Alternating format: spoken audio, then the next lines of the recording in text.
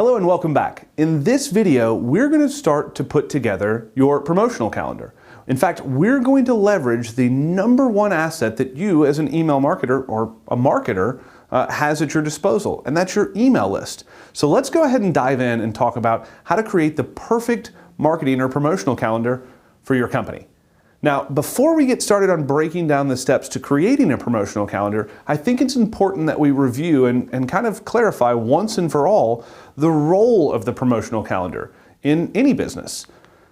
The role of the promotional calendar is to elicit action, right?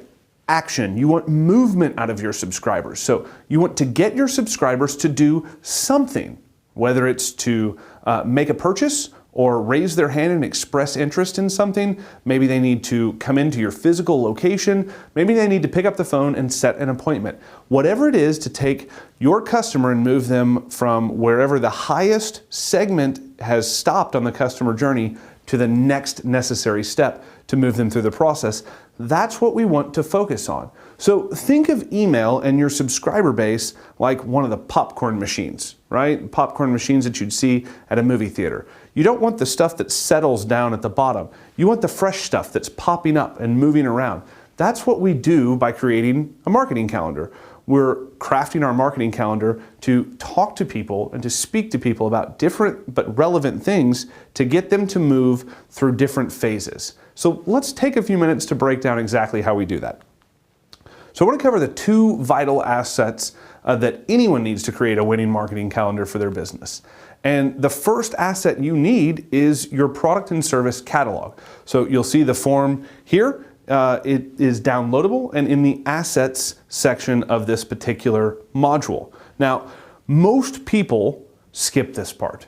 Whether you're bringing a new employee on, or whether you're starting with a new company, or whether you yourself are responsible for the email marketing efforts of your company, even if you're a founder, a C-level, or someone who's been with the company from the beginning, you're forgetting about products and services and promotions that you've run in the past successfully. And the goal of this sheet is to aggregate every asset you have to leverage on your marketing calendar. So before we talk about what we should send to whom and when, we have to say, what do we have to send, right? If you have one product or service, then your marketing calendar, while bland, is pretty easy to create, right? You have one thing. So it's really not email marketing that you need to work on. It's campaign creation. How many different ways can you sell that one thing? Or maybe it's product creation. And as we get to the second vital aspect or asset that you need to create your marketing calendar, you'll see how this asset actually informs your business on when it's time to go into product creation mode, when you need to launch additional assets, or when you need to leverage additional channels. But we'll get there. For now, let's focus on this and walk through how to fill this out for the products and services in your business. So, gathering promotional assets. We need to create a product or a promotional asset sheet for every product or service in your catalog. All right? It's fairly easy to fill out. First, we're going to start with the product or service. Self-explanatory. Don't get cute. What is it? This is an internal document and it's only used for you when you're sitting down staring at a blank calendar, especially 12 months of blank calendar. So what is the product, right? What is its name? What is the price of the product or service? Now, this is important. If you have dedicated sales or if you have pricing guidelines that you have to stay within, you need to dictate those here. So the full price product or the full price of this product or service is this. The sales price is this. If there are any stipulations on how often or what season you can run, that should be denoted next to the sales price.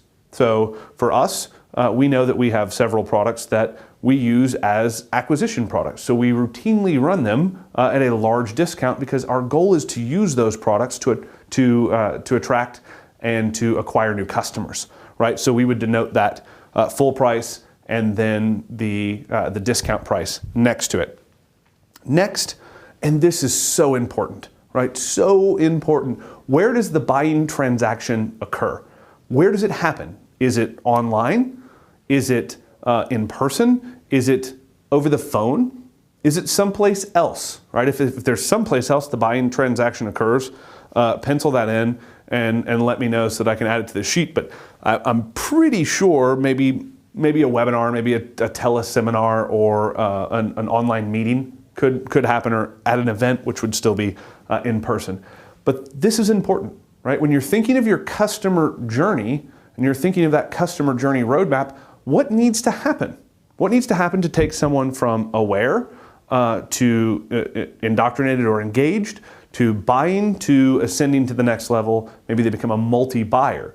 Well, if they need to print something out, put their pants on, get in their car and drive to your store, then that's what your email has to get them to do. And it's important to know that now, because as we're starting to put things together, we need to know calls to action. As we're starting to think past promotional calendar and into email copy, what does this copy need to do? What does it need to have them do? So obviously, if you have an online sale, it's a little bit easier. The other two may require a shift in positioning or a little bit more tweaking of the sales copy. Better to know that now. Next, have you sold it via email before? Right? Important, self-explanatory question. Have I ever sold this product that requires maybe an in-person buying transaction, or the buying occurs in person? Have I ever sold this via email? Yes or no? If yes, what were the results? Did it work? Did you sell it via email and it worked, or did you sell it via email and it absolutely bombed? Now, if it bombed, that doesn't necessarily mean that you can't sell that product that happens to have potentially an in-person buying transaction via email. What it means is you shouldn't leverage the existing promotional copy. You shouldn't look at the campaign that was sent and say, well, let's just do this again. Because the realistic expectation would be you would get the exact same result or worse. So if the result was bad to start with, let's not do that again. So did it work the last time you sold it online? Now, just a little preview. If the answer was no, but you really want to do it, it's just a little extra work on your part. Why didn't it work? Right? Did the email go to the wrong segment of people? Did the email not get opened? Did the email not get clicked? Was it one step removed from that? Or do I feel like it went to the right segment of people? Do I feel like the headline and the subject line were right on and it got average or better than average opens, and the clicks were right on, average or better than average, but for whatever reason, what I was asking them to do was too much? So that may be a repurposing of every asset you had minus the call to action. We may need to say, they're not ready to get up, print this out, and drive to the store. They need to call us to book an appointment, right? The addition of some other checkpoint in that customer journey, it may be the easiest path to fixing a busted campaign or a busted promotion, but I kind of went off on a little bit of a tangent there. So back to filling out this sheet. When did you promote it last? This is so important, and as we get into campaign spacing, we'll talk a little bit about how often you can promote the same offer, the same product, the same way to the same people. Same, a lot of sames. But we'll really get into when it's okay to put these close to one another, but you need to know, yes, maybe it worked really, really well. Maybe it was one of the better promotions you've run this month or this year. Well, if we're talking this year, and this year happens to be January, it may not be appropriate to run that promotion again, so we need to know that.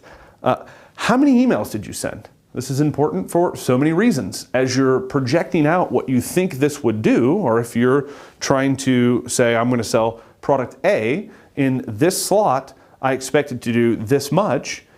If you expect it to do more in 3 emails than it did in 5 emails last time, then you're setting yourself up for failure.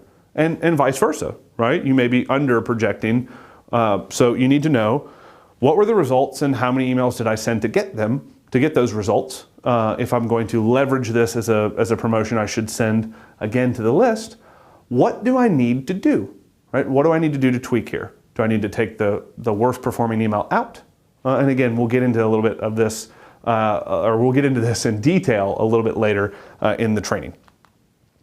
Isn't currently available to promote, so this is important. There's all kinds of reasons that something that is successful and that has been sold to your list successfully is unavailable, right? It could be unavailable because it's seasonal, or it's a physical product and you're out of all the common sizes, or it's a live class that only starts 4 times a year, or it's a physical event that is either over or there's a limited number of seats and you're out of them, right? There are so many reasons that it may be unavailable to promote, so you don't want to promote something that did really well if you can't fulfill. So going back to what we were talking about of the benefits of email with the transactional and relational emails and what they can do outside of their core purpose, if you sell something that and drive up demand and desire for something and then can't fulfill, it has the opposite result, right? So it goes from being relational in a good way,